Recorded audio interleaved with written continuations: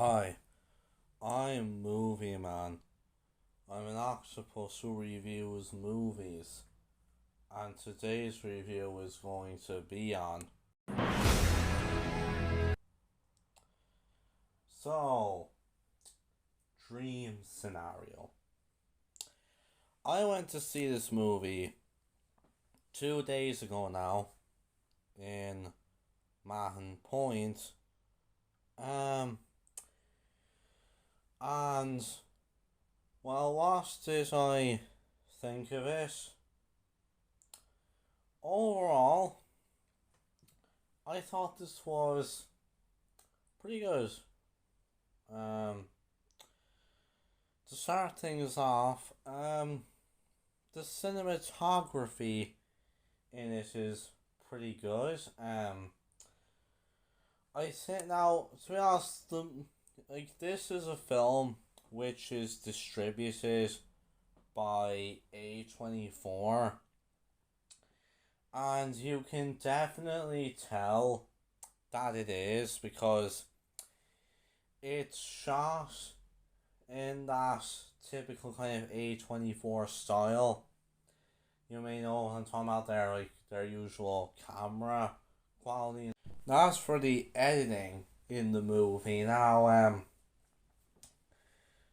I know it's like in the film, um, there's a few scenes which kind of features a lot of very like quick cut editing and stuff. Probably be a bit annoying for some viewers, but like, it fit well with the tone, kind of the tone of the scene.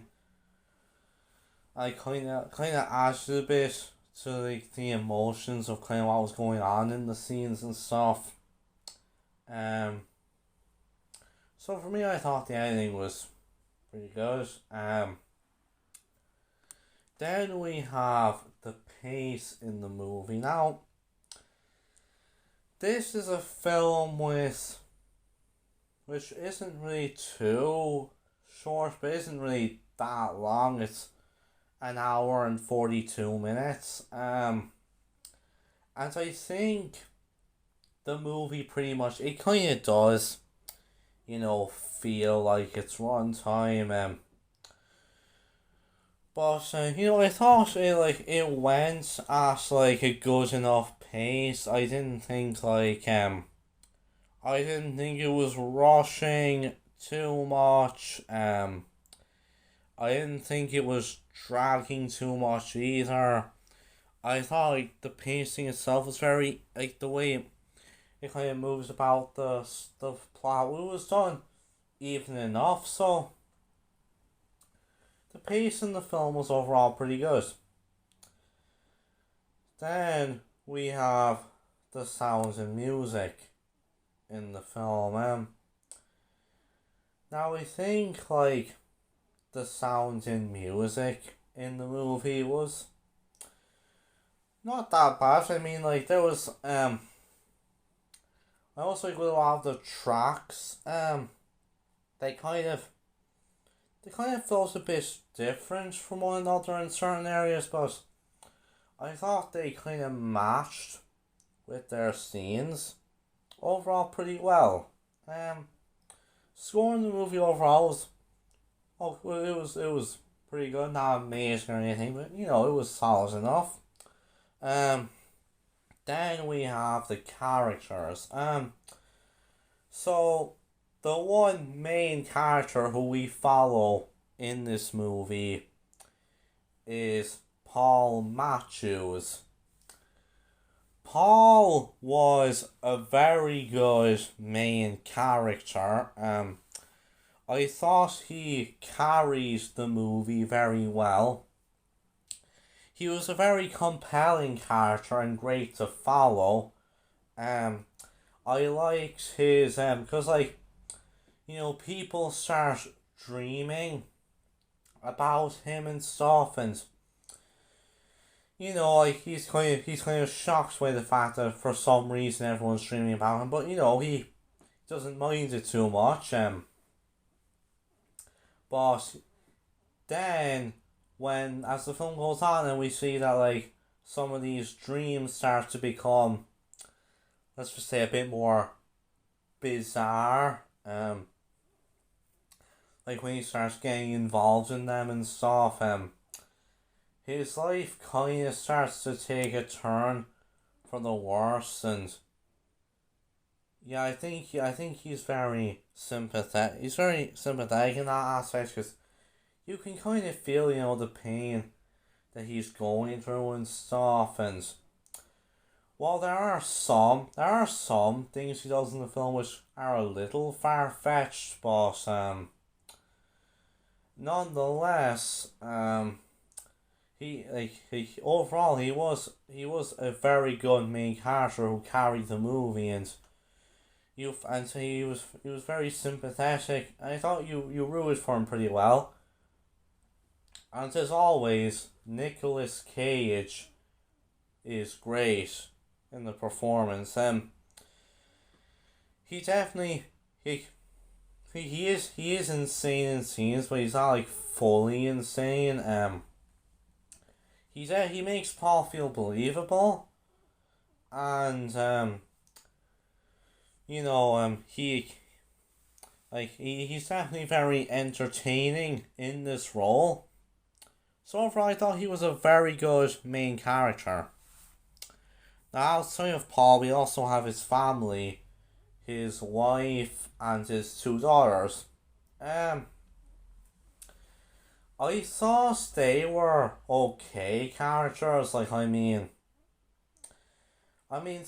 of their actions in the film felt believable enough in a way, but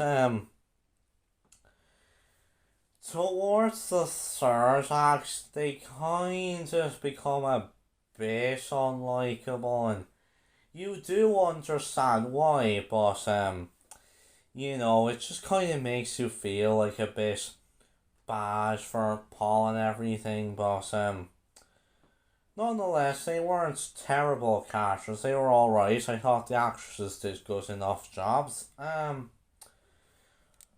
won't go too much into that many other characters, but there was a good few, characters in the movie, and while not all of them are on screen for a good bit of it, some of these other side characters definitely make their presence known whenever they're on screen. Outside of Nicolas Cage, the other really noticeable actor who's in this film is Michael Cera. Yes, that's right, Alan from Barbie is in this movie. And he's not really in the film for a lot of it. He's only in the movie for, I think, really about 3 scenes, and one of them you only hear him, you don't actually see him. But he does so well in his scenes that he definitely made his character memorable. So overall, I thought the characters were pretty good, but the main lead of the film, Paul Matthews, he was without a doubt just carried the movie very well, and Nicolas Cage was very good as always. Now, the plot of the film, this is definitely a really, interesting plot about how, this man, he kind of, he starts, people start having dreams about him, and, yeah, and, some crazy things start happening, and I knew alright going in, this was definitely going to be a very weird and crazy, unique film, but I gotta say, some of the choices that they made, the film kind of starts to kind of take it took a route which I wasn't really expecting it to, but it definitely made sense, and I won't get too much into it for spoiler reasons. it kind of starts to become a bit depressing. Well, the thing is, it's throughout the film. It's always portrayed in, kind of a comedic light and very entertaining. But when you really deep down, when you really kind of look at it and stuff for what it is, it's actually honestly really depressing. But it honestly really makes sense though. I won't get too much into like what kind of happens, but there's definitely kind of a Frankenstein plot in there. Like I wouldn't be surprised if like the writers of this movie took a bit of inspiration from Frankenstein. Um, and there's a lot of themes in the movie of cancel culture, social media. Definitely a lot about like kind of the modern world and kind of stuff like that. And I thought the film did in a subtle and very well approached way. So I gotta say the plot of the film was very good. And then we have the narrative structure. Now, the film really only focuses on like the one main plot of people are having dreams about Paul. But well, it does pretty much focus on this one linear narrative throughout the whole movie. Like the route it takes it in, as I said, it goes in some areas which I wasn't expecting, but it really made sense.